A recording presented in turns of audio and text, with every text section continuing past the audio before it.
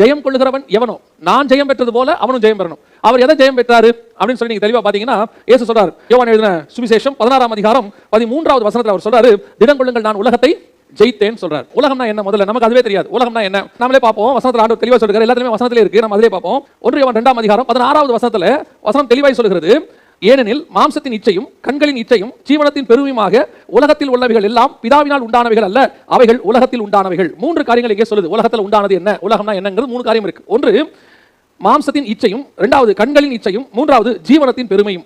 இந்த 3த்தையும் சொல்லும்போது நம்ம இதை ரொம்ப சிம்பிளா எடுத்துட்டோம். இந்த உலகத்தில் உள்ள பாவம் அத்தனையுமே இந்த 3க்குள்ள தான் இருக்கும். இந்த 3க்குள்ள ஏதாவது ஒன்று பிரிஞ்சிருக்கும். இந்த உலகத்தில் உள்ள அத்தனை பாவங்களும் நீங்க நரகத்துக்கு போற யாரா இருந்தாலும் பாத்தீங்கன்னா இந்த 3த்துக்குள்ள தான் இருப்பாங்க. ஒன்று மாம்சத்தின் இச்சை, இன்னொன்று கண்களின் இச்சை, இன்னொன்று ஜீவனத்தின் பெருமை. இந்த 3த்தையும் எடுத்துக்கிட்டா நம்மளை பொறுத்த வரைக்கும் மாம்சத்தின் இச்சைனா என்ன? விபச்சாரம், பாவம். இதுதான் நம்மள. இப்போ இந்த வசனத்தை தியானிச்சே இருக்கும்போது எதை ஜெயம் கொள்ளணும் அப்படின்னும் போது உலகம்னா என்ன அப்படின்னும் போது அந்த 3 காரியத்தையும் ஆண்டவர் இங்கே ஜெயிக்கிறார். முதலாவதாக மத்தேயு எழுதின சுவிசேஷம் 4ஆம் அதிகாரம் 3-4 வசனங்களை நீங்க வாசித்து பாத்தீங்கன்னா, மத்தேயு 4ஆம் அதிகாரம் 3-4, அப்பொழுது சோதனைக்காரன் அவரிடத்தில் வந்து, நீ தேவனுடைய குமாரனையானால் இந்த கல்லுகள் அப்பமாகும்படி சொல்லும் என்றான்.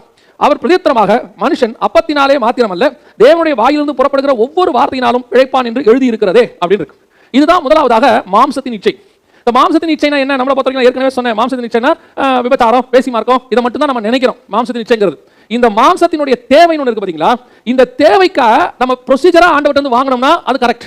இந்த தேவையை நீங்க தேவன் சொல்லுகிறபடி சந்திக்காமல் நீங்கள் பிசாசு சொல்லுகிறபடி சந்தித்தால் அதுக்கு பேர் தான் இச்சை. இச்சைங்கிறது நல்லா தெரிஞ்சுக்கொள்ளுங்க. உங்களுக்கு ஒரு தேவை இருக்கிறது. இப்ப இயேசுக்கு அங்க பசி இருக்குது, அவருக்கு பசி உண்டாயிட்டுன்னு இருக்கு.